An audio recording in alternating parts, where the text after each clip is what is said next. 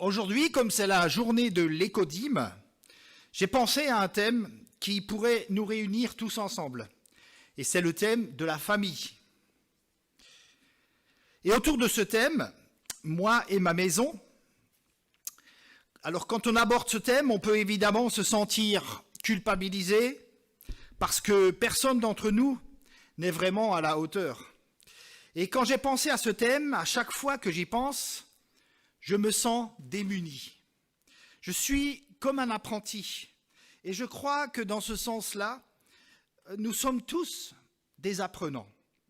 Moi et ma maison, nous servirons l'Éternel. Lorsque mon épouse et moi, nous avons commencé à croire en Jésus et que nous sommes devenus chrétiens, nous nous sommes procuré une petite plaque gravée dans le bois, et nous l'avons encore aujourd'hui. Et c'est écrit Josué, chapitre 24, verset 15, « Moi et ma maison, nous servirons l'Éternel. » Ça a été pour nous comme un leitmotiv que nous avons voulu appliquer jusqu'à ce jour. Et le texte dans son intégralité dit ceci, au verset 15 de Josué 24. « Josué se trouve à la fin de sa vie, de son parcours et au bout de son cheminement. Il se tourne vers le peuple et il leur dit « Si vous ne pensez pas devoir servir l'Éternel, choisissez aujourd'hui qui vous voulez servir. Ou les dieux que servaient vos pères au-delà du fleuve, ou les dieux des Amoréens dans le pays desquels vous habitez. Quant à moi et ma maison, quant à ma famille et moi, dit une autre version, nous servirons l'Éternel. » Moi et ma maison. Alors, c'est vrai que nous voulons honorer aujourd'hui un peu les familles dans cette journée d'écodime, mais je pense qu'il faut qu'on les honore tout au long de l'année. Nous honorons les mamans, mais de la même manière, les papas aussi méritent toute notre attention, ainsi que les enfants et les jeunes. Les couples, les mariages, les familles méritent vraiment notre attention, toute notre attention. Et le rôle de l'Église, c'est justement de vous inspirer, de vous accompagner et de vous encourager à vivre ce que Dieu a prévu pour vous et pour votre vie de famille. C'est le plan de Dieu qui nous intéresse. Et d'une manière ou d'une autre, on fait tous partie d'une famille. Même si vous êtes célibataire, aujourd'hui, vous faites partie d'une famille. Vous appartenez à une famille. Vous avez peut-être des frères, des sœurs, vous avez un papa, une maman. Il y a des gens autour de vous. Il y a une famille. Et l'Église aussi est une famille. C'est la famille de la deuxième chance. Ceux qui ne l'ont pas eu, ceux qu'ils auraient souhaité avoir dans une famille réelle, en chair et en os, peuvent retrouver dans le cadre de l'Église une vie de famille où ils sont encouragés, où ils sont motivés, ils sont inspirés, ils peuvent grandir. Et vous allez voir, la famille, elle sert dans la société. Elle sert, entre autres, à grandir. Dieu a beaucoup d'attention avec la famille, mais l'un des objectifs pour Dieu, au travers de la famille, c'est de nous permettre d'apprendre et c'est de nous permettre de grandir, de devenir des hommes, des femmes mûres, des hommes et des femmes responsables. Quelqu'un disait un jour qu'une église qui est épanouie, une église qui est en bonne santé, c'est une église qui est tournée vers les autres. Une église tournée vers les autres. Mais on peut dire la même chose de la famille, dans laquelle on est tourné. C'est une famille dans laquelle on est tourné vers les autres, une famille épanouie, une famille joyeuse, heureuse. Et le bonheur n'est qu'une conséquence de cette attitude qui consiste à être tourné vers son prochain, vers les autres. Moi et ma maison, nous servirons l'Éternel. Est-ce que je peux vous rappeler que moi et ma maison, nous servirons l'Éternel? C'est un combat. C'est une bataille. Et c'est une bataille de tous les instants. De nombreuses pressions s'exercent sur la famille, des pressions sociales. Ce n'est pas facile d'être une maman et un papa dans un foyer. dans une famille, par exemple, monoparentale. Être une maman, d'avoir toutes les responsabilités. Parfois, la maman, pas parfois, mais souvent, très souvent, elle est institutrice, elle est infirmière, elle est babysitter, elle est chauffeur, animatrice, éducatrice, conseillère, cuisinière, lingère, technicien de surface, enfin bref, et j'en passe. Et en plus, pour survenir aux besoins de la famille, souvent, elle est obligée d'aller à l'extérieur accomplir une activité professionnelle. Et la famille représente un combat spirituel majeur. Dès le début, ça a été comme cela, et jusqu'à aujourd'hui. L'adversaire cherche à la diviser, à la détruire, et même à la minimiser, à réduire l'image de la famille dans notre société. Et c'est la raison pour laquelle la Bible lance un appel à combattre. Et il faut mener ce combat dans la prière et éventuellement dans le jeûne devant Dieu, souvent à genoux, et dans l'exemple que nous voulons donner à nos enfants, à nos ados, à nos jeunes. Alors non seulement nous sommes appelés à combattre pour nous-mêmes, pour nos familles, mais nous sommes appelés aussi en tant qu'Église à combattre les uns avec les autres, les uns pour les autres. C'est un appel à nous aider mutuellement à combattre. Et vous allez le voir à travers de cette lecture. On va lire dans Néhémie au chapitre 4, à partir du verset 4, qui dit ceci.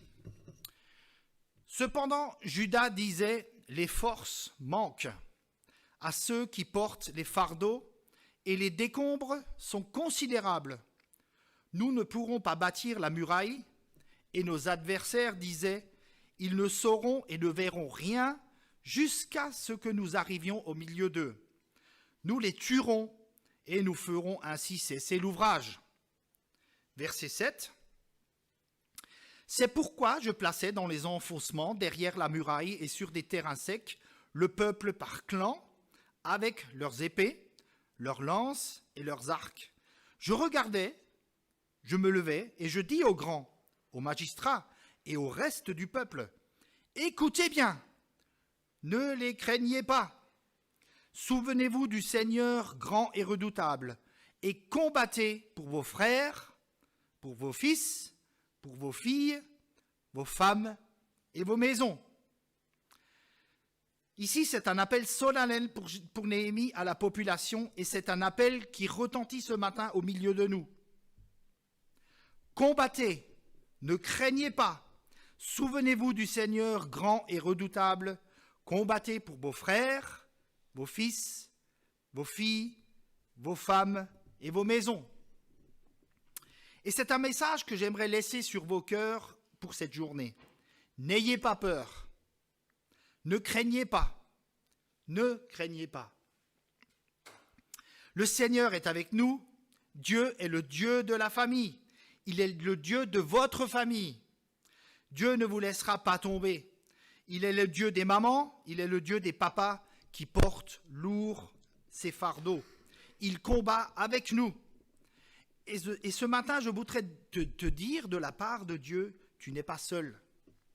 Tu n'es pas seul. Il est avec toi, le Seigneur grand et puissant. Combattez pour vos maisons, n'abandonnons pas, parce que ça vaut la peine de combattre. Ça vaut la peine. Quelqu'un me racontait un jour qu'il avait un frère incroyant pendant 40 ans. Et ça faisait 40 ans qu'il priait pour son jeune frère. Et au bout de 40 ans, il a donné sa vie à Jésus-Christ. Après avoir fait le tour de tout ce qu'il pouvait faire, vivre, et il en a fait des choses, il s'est tourné vers le Christ vivant et ressuscité. Et cet homme reçoit un jour un coup de téléphone de sa belle-sœur, la femme de ce frère qui s'est converti au bout de 40 ans. Et cette belle-sœur lui dit, « Écoute, je suis désespérée. Est-ce que tu ne veux pas dire à ton frère de ralentir? Il est en pleine course et moi je suis derrière. Mais la volonté de Dieu, n'est-ce pas, est que nous soyons ensemble et que nous vivions une vie de famille ensemble. Dis-lui, s'il te plaît, de ralentir. » Alors il a décroché son téléphone, il a appelé son frère en lui disant « Tu sais, la volonté de Dieu, c'est que ton épouse soit avec toi. Tu es en train de courir tout seul devant. Regarde, tu as ton garçon, tu as ta fille. Et le Seigneur voudrait aussi toucher leur vie et toucher leur cœur. Alors fais tout ce qu'il faut pour gagner ta famille. N'exagère pas, tu vas trop vite. Ralentis, ralentis. » Vous imaginez un chrétien à dire à un chrétien « ralentis, ralentis ». Peut-être quelqu'un a besoin d'entendre ça ce matin. Ralentis. Parce que Dieu n'est pas seulement le Dieu des mamans, il est aussi le Dieu des papas. Parce que Dieu est le Dieu de toute la famille. Et je veux parler à toute la famille ce matin. Parce que c'est toute la famille qui est concernée dans le plan de Dieu. Combattez. Combattez parce qu'il n'est pas trop tard. J'entends certains parfois dire « c'est trop tard ». C'est fichu. Non, non, non. Il n'est pas trop tard pour ton garçon. Il n'est pas trop tard pour ta fille. Le Seigneur est avec toi. Et c'est un combat à long terme. C'est une course d'endurance. C'est un marathon. Ce n'est pas un 100 mètres, c'est un marathon. Et les sportifs ici, parmi nous, savent que c'est un marathon. N'est-ce pas, Vincent ? De même que la vie chrétienne, c'est une course d'endurance. Vous savez que dans les marathons, il y a de temps en temps, des stands de ravitaillement. Ah, c'est vrai, Vincent. Et lorsque je priais pour cette matinée, moi, je voyais dans ma pensée comme un stand de ravitaillement. Et je crois que ce culte, pour toi, peut être, et pour moi aussi, un stand de ravitaillement. Nous allons être ravitaillés par les encouragements du Seigneur. Oui, il est pour nous. Il n'est pas notre ennemi, il n'est pas notre adversaire, il est avec nous, il est pour nous. Et si Dieu est avec nous, qui sera contre nous ? Et ce matin, je sais que je parle à quelqu'un ici, ou derrière la caméra, qui prie pour ses enfants, et qui s'attriste parfois de voir leur enfant prendre un autre chemin. Et moi aussi, je me parle à moi-même ce matin, car moi aussi, je prie pour mes enfants. Mais le Seigneur nous aime suffisamment pour nous laisser des indications, pour savoir comment se conduire, comment se comporter, comment vivre une vie de couple, comment vivre une vie de famille. Et je ne vais pas entrer dans les détails, mais je vous laisserai quelques pistes, parce que je suis comme vous, je suis en apprentissage. Je n'ai pas tout compris. Le combat n'est pas terminé. Moi, j'aimerais vous dire de la part du Seigneur, ne baissez pas les bras. Ne baissez pas les bras. N'abandonnez pas. Galates, au chapitre 6 et au verset 9, dira « Ne nous lassons pas de faire le bien, car nous moissonnerons au temps convenable, si nous ne nous relâchons pas. » Nous avons au milieu de nous des familles diversifiées. Nous avons parmi nous des familles traditionnelles avec un papa, une maman, et c'est vraiment un privilège dans le contexte actuel de notre société. Nous avons des familles qui ont été décomposées, puis recomposées, des familles monoparentales. Les enfants se retrouvent avec le papa. D'autres familles se retrouvent avec la maman. Il y a des situations vraiment complexes qui réunissent parfois sous un même toit des enfants de plusieurs mariages. Et il suffit d'ouvrir les pages de nos journaux pour lire des histoires douloureuses, dramatiques et difficiles à entendre.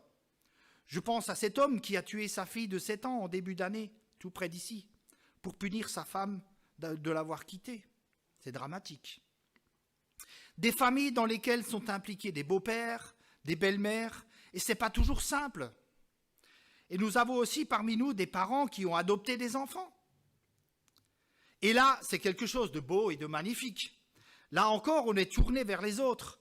Et le bonheur de ces familles qui accueillent un enfant adopté est indescriptible. Je pense à Roger. C'est une grande joie. Alors la Bible parle de la famille et elle a beaucoup de choses à dire à son sujet. Et elle nous rapporte des histoires de famille, non pas à la manière de contes de fées qui commencent « il était une fois » et qui pourraient se terminer avec « ils eurent beaucoup d'enfants ». La Bible est un livre vrai. C'est un livre réaliste qui nous présente les situations telles qu'elles sont, telles qu'elles sont et avec chaque fois aussi un enseignement. Alors j'aimerais dire à ceux qui se culpabilisent aujourd'hui, et ce matin particulièrement, c'est que la famille parfaite, ça n'existe pas. Ça n'existe pas. Vous voyez, je pense qu'il faut écarter ça de notre pensée. La famille parfaite, ça n'existe pas. Le papa parfait, il n'existe pas. La maman parfaite, elle n'existe pas. Mais nous pouvons tendre vers l'objectif de Dieu. Souvenez-vous de la prédication de Thierry en début d'année sur ce texte de Matthieu 5, 48. « Soyez donc parfaits comme votre Père céleste est parfait. » Ce texte assez complexe à comprendre et à interpréter. Être sans cesse en apprentissage et nous perfectionner, nous améliorer pour progresser et grandir. Ça, oui, nous le pouvons. Progresser et grandir, nous le pouvons. Les parents parfaits, ça n'existe pas. Je dis cela parce que certains, pour en avoir entendu l'écho et le témoignage, certains se disent « Mais moi, je ne suis pas à la hauteur, je n'y arriverai pas. » Certains même n'osent pas s'engager dans le mariage parce qu'ils ne se sentent pas du tout à la hauteur. Mais j'aimerais vous encourager. Il y a quelqu'un qui a donné un témoignage un jour et qui a travaillé pendant 25 ans au milieu des adolescents. C'est une population très difficile. Et je pense que les responsables des jeunes en connaissent un rayon. Ils sont très exigeants.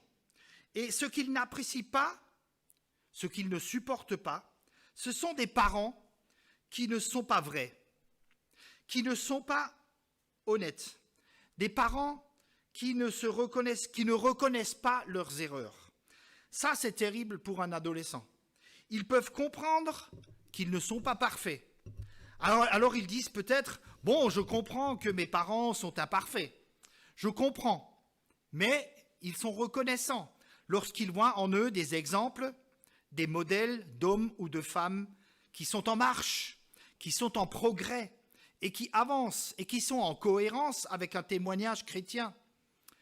La Bible est donc un livre réaliste. Elle présente un certain nombre de familles. Le premier couple de la Bible, par exemple, est sorti du plan de Dieu, dans la désobéissance, et pour finir, n'assume pas ses responsabilités. Adam va accuser son épouse va accuser le serpent, etc., etc. On se refile les responsabilités, mais on n'assume pas sa responsabilité. Et être un papa et une maman dignes de ce nom, c'est assumer. C'est responsabilité. Le premier meurtre, c'est un frère qui tue son autre frère. Ça, ce sont les familles de la Bible. Il n'y a pas de famille sans faute. Il n'y a pas de famille sans erreur. Il n'y a pas de famille sans échec. Et même dans la famille de Jésus, je ne sais pas si vous vous souvenez de ce pèlerinage qui a eu lieu à Jérusalem, l'Évangile nous raconte que Jésus avait été oublié dans le temple à l'âge de 12 ans, et puis la caravane se remet en route pour le chemin du retour, et en cours de route, Marie a dû demander à Joseph, « Mais il est où Jésus ?» Et puis Joseph de dire, « Mais il est où? Je croyais qu'il était avec toi. » « Mais non, moi je croyais qu'il était avec toi. » Le texte dans Luc 2 nous dit qu'ils ont fait une journée de chemin et ils le cherchèrent. Et puis ils font demi-tour pour récupérer Jésus qui était au temple. Vous voyez, même dans la famille de Jésus, vous voyez, une famille sans erreur, sans faute, ça n'existe pas. Ils ont dû faire demi-tour. La première version du film « Allô, maman, j'ai raté l'avion ». Il a eu lieu il y a 2000 ans. Hein. Et puis alors, il y a quelque chose qui m'a intéressé ici. Quelque chose d'extraordinaire. C'est dans le verset 52 de Luc. À la suite de cet événement, au milieu de cette erreur, Luc nous dit que Jésus croissait en sagesse, en stature et en grâce devant Dieu et devant les hommes. Il croissait donc, il grandissait. Et c'est au sein de notre famille qu'on apprend à grandir en sagesse. Il s'agit ici de la croissance intellectuelle, la croissance mentale. Il a acquis du savoir-faire en stature. Il s'agit de la croissance physique. Jésus a grandi physiquement au travers de l'exercice, au travers de son travail également. Il a acquis un savoir-faire puisqu'il a été charpentier. Il a travaillé le bois. En grâce, c'est le savoir-être de sa façon de se conduire. de se comporter devant Dieu.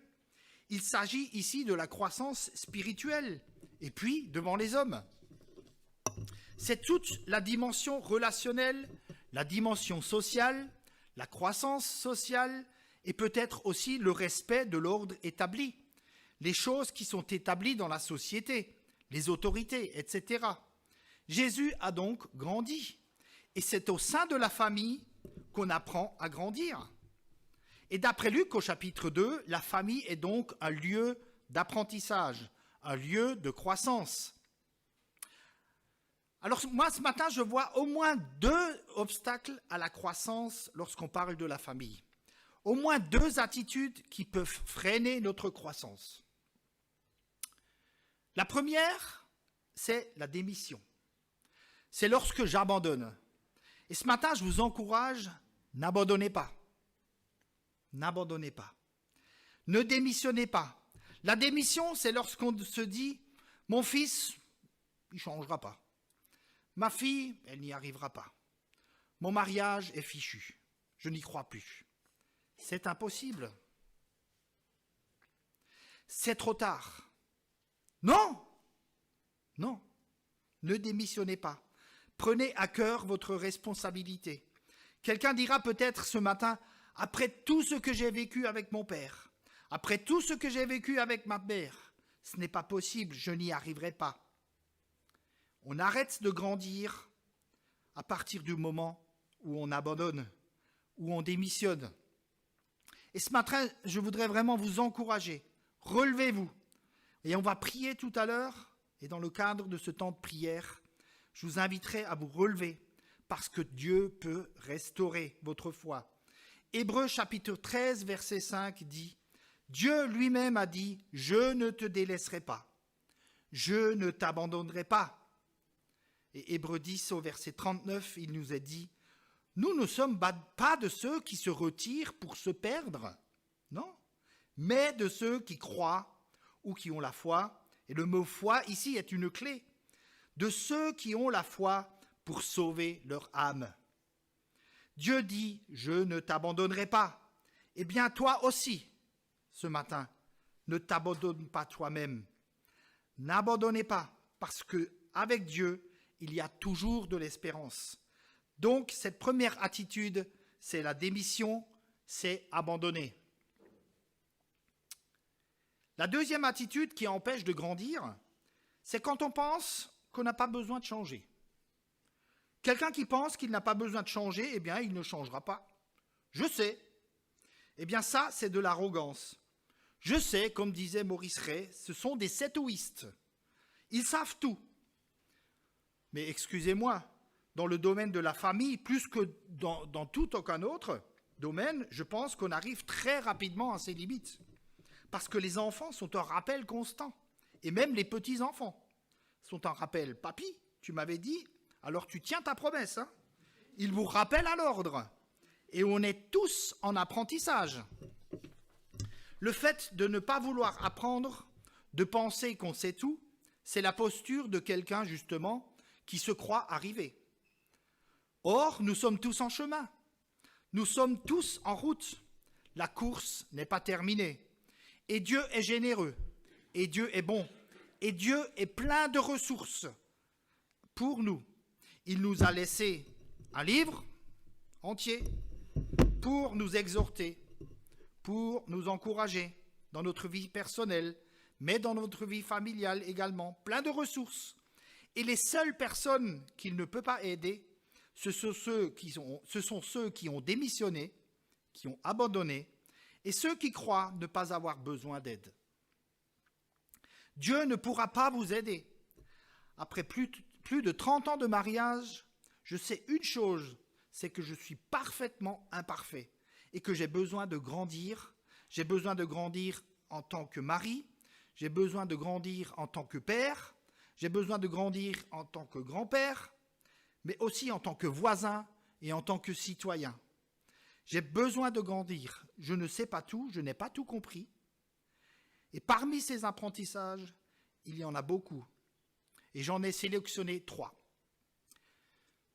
La première, c'est qu'on a besoin d'apprendre à gérer nos émotions. Ça, c'est un domaine qui est assez vaste. Mais en tout cas, dans ce que je comprends de la famille, on a besoin d'apprendre à gérer nos émotions. Nos enfants prennent des coups. La famille prend des coups. Vous voyez, on a besoin de communiquer, on a besoin de parler, on a besoin de changer, d'échanger.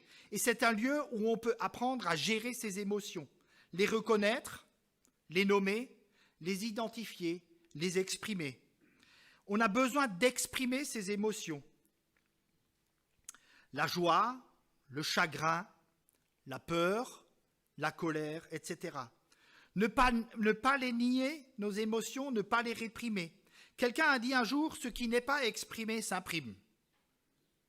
Ce qui n'est pas exprimé s'imprime. Ça va s'imprimer en nous. Ecclésiaste 3 dira, il y a un temps pour rire et il y a un temps pour pleurer. Un temps pour se lamenter et un temps pour danser.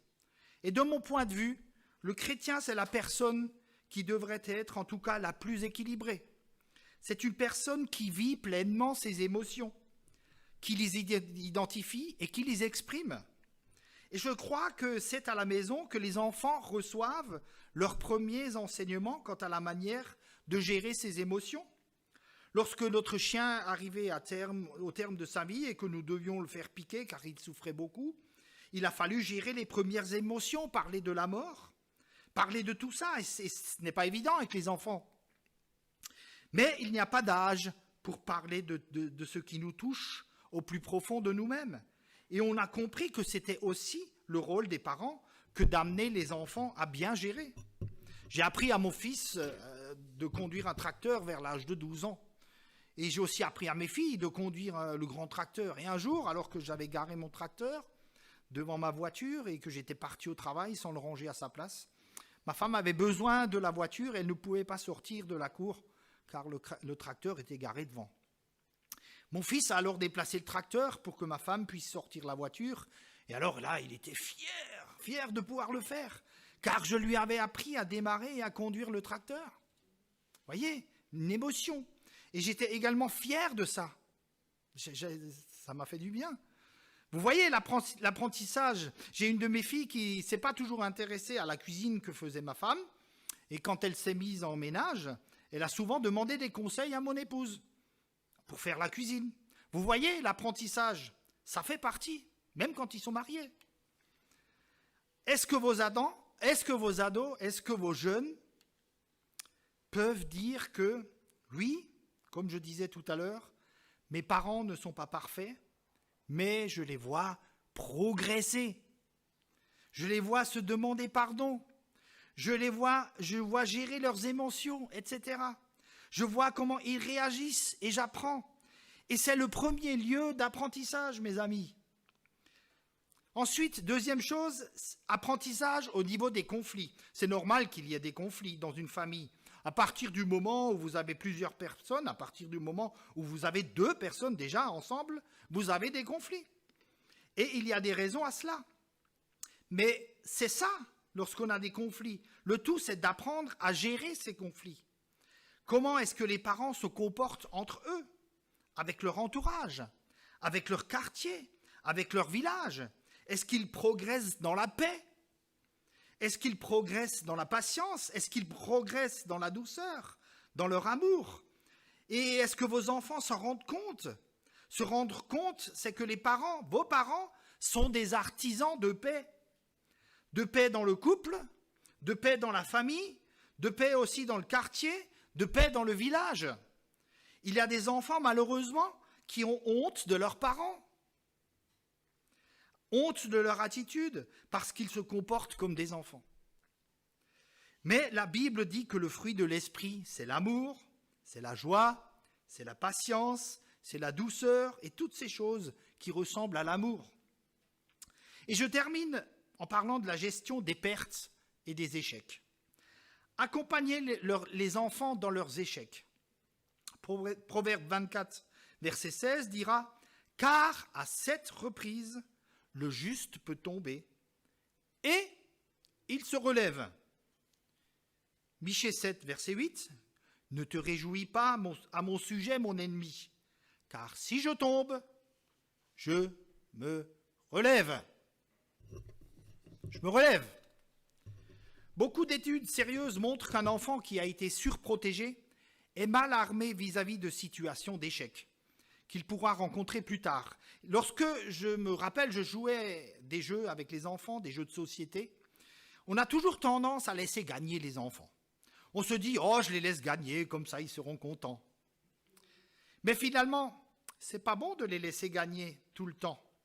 Il faut de temps en temps les laisser perdre, parce que les enfants finissent par croire qu'ils sont les meilleurs. Je suis le plus beau. Je suis le plus intelligent, parce que je gagne. Non, non, non, non. Il faut les accompagner d'une manière vraie, d'une manière authentique, et apprendre à gérer les premiers échecs. Et ça dure toute la vie. Ça n'est jamais gagné. C'est un marathon. C'est une course d'endurance. Et ce que vous avez fait hier, ce n'est pas valable pour aujourd'hui. Aujourd'hui, il faut recommencer. Et à chaque instant, et à chaque jour, il faut remettre votre ouvrage sur la table. Et je me souviens lorsque mes filles et mon fils devaient chercher un stage ou un premier travail pendant les vacances scolaires, ils allaient dans des agences intérimaires avec leur CV, ils allaient dans les magasins avec leur CV, et puis ils rentraient à la maison en me disant « Ah, ça n'a pas marché ». Et puis je leur ai dit « Tu sais, ce n'est pas grave, tu retournes demain ». Et puis ils sont repartis un autre jour dans des agences, ils sont revenus, la tête découragée. Les employeurs ou les personnes à qui ils avaient rencontré leur disaient qu'ils les recontacteraient. Mais tu sais comment que c'est, hein? On vous recontacte, mais oui, mais oui. Et puis je leur disais, ce n'est pas grave, on va continuer. Et on va faire toute une journée s'il le faut, et je vais t'accompagner s'il le faut. Et on a encore un peu de temps devant nous. Et puis alors là, quelques jours plus tard, je me souviens que mon fils, il est rentré, et il m'a dit, « Papa, ça y est, je commence lundi prochain. » Ce n'est qu'un CDD de 3 mois, mais waouh, la persévérance, la patience, l'endurance. Voyez, et c'est dans la famille qu'on apprend tout ça. Et moi, je constate une chose, c'est que pour ceux et celles à qui cela a manqué, ce n'est pas perdu. Il y a un rattrapage, et c'est la raison pour laquelle je dis que l'Église, c'est la famille de la deuxième chance. Et c'est dans l'Église qu'on a l'occasion de refaire ses gammes et de reprendre les cours du soir ou du jour ou de la journée. Peu importe. On a l'occasion de grandir dans le cadre de l'Église. Et je m'adresse à vous, les jeunes. Il n'y en a peut-être pas beaucoup ce matin, mais ça ne fait rien. Ils sont peut-être derrière leur écran. Vous, les jeunes qui fréquentez le groupe de jeunes, ne loupez pas une seule soirée qui est organisée par les responsables, car c'est pour vous des occasions de rattraper ce que vous n'avez pas reçu ou ce que vous n'avez pas voulu entendre chez les parents.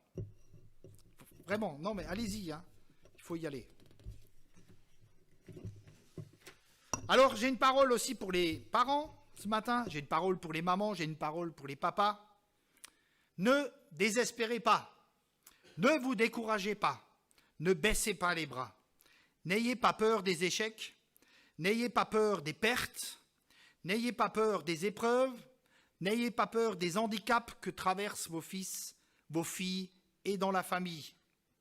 Et je me souviens quand mes fils ou mon fils rentraient du collège, qu'ils entendaient dire de certains professeurs qu'ils finiront SDF ou des choses très désagréables comme tu finiras dans la rue. Ouais, ça existe, hein. N'ayez pas peur. Ils ont des mauvaises notes? Ils sont nuls à l'école, au collège? N'ayez pas peur, mes amis. Les hommes et les femmes dans la Bible qui ont eu le plus d'impact ont tous un point en commun. Savez-vous lequel? Pensez à Abraham, à Moïse, à David, à Anne, à Élisabeth, à Gédéon, à Pierre, à Paul. Ils ont tous un point commun. C'est que 7 fois, le juste tombe et il se relève. Eh oui. Leur vie a été parsemée d'échecs, mais ils se sont relevés. Tous. Et il est possible que la tempête que tu es en train de traverser devienne un puissant témoignage pour ta famille, pour ceux qui t'entourent. Ce que tu vis aujourd'hui, ce que tu traverses aujourd'hui, c'est peut-être, et je dis peut-être, car je ne connais pas le plan de Dieu pour ta vie. Moi, j'ai vécu même des choses épouvantables, mais c'est peut-être une occasion de témoignage qui ne se représentera pas et qui est prévue par Dieu et que Dieu a préparé d'avance. Je ne sais pas. En tout cas, nombreux sont ceux qui ont vécu des maladies, des deuils, des épreuves et qui ont témoigné par leur comportement et leur attitude face à cela, qui ont rendu témoignage de leur foi en Jésus-Christ dans ces situations. Et à cause de ce témoignage, qui est un témoignage incarné, d'autres ont trouvé la foi en Jésus-Christ. Alors j'ai envie de te dire ce matin, accrochez-vous. Oui, accrochez-vous. Accroche-toi mon frère, accroche-toi ma sœur, ne baisse pas les bras, ne laisse pas tomber, parce que le Seigneur est avec toi. Lui, il ne t'abandonne pas, mais il t'accompagne. Et je voudrais terminer par cette petite histoire. C'est une histoire vraie, réelle. C'est l'histoire de l'humoriste Dieudonné. Je pense que vous êtes nombreux à connaître cet humoriste. Il est tristement connu pour ses positions extrêmes et ses polémiques concernant ses spectacles. Et l'épouse de cet humoriste s'est convertie à Jésus-Christ. Et elle s'est fait baptiser dans une église. Elle s'appelle Noémie Dieudonné. Et son mari a assisté à son baptême. Il a tenu à y assister. Et en raison de ses propos, en raison de toutes ses déclarations, il a été l'objet de nombreuses attaques. Et son épouse Noémie, qui s'est convertie et qui s'est fait baptiser, a dit à son pasteur que son mari Dieudonné était en train de s'approcher de Dieu. Il était en train de s'approcher de Dieu. C'est la raison pour laquelle je dis qu'il ne faut pas baisser les bras. Il ne faut pas baisser les bras. Qui sait? Et qui sait si votre fils ou votre fille est peut-être à 2 doigts, à une demi-journée, à une journée, à une semaine. Ne baissez pas les bras. C'est trop précieux. C'est trop sérieux. Alors, nous voulons nous encourager les uns les autres. Vous êtes d'accord ce matin? Si vous voulez bien, on va se lever, on va faire confiance à Dieu. Dans cette journée de l'écodime, nous voulons aussi que ce soit une fête de la famille, la fête des enfants, une fête. Il y a de la joie dans le ciel pour un pécheur qui se repent. Et nous voulons croire que Dieu peut faire l'impossible pour sauver et pour délivrer, pour restaurer, pour guérir la famille et ceux qui ont le cœur brisé. Il se sert des mamans, il se sert des papas, il se sert des enfants, il peut se servir de tout à chacun.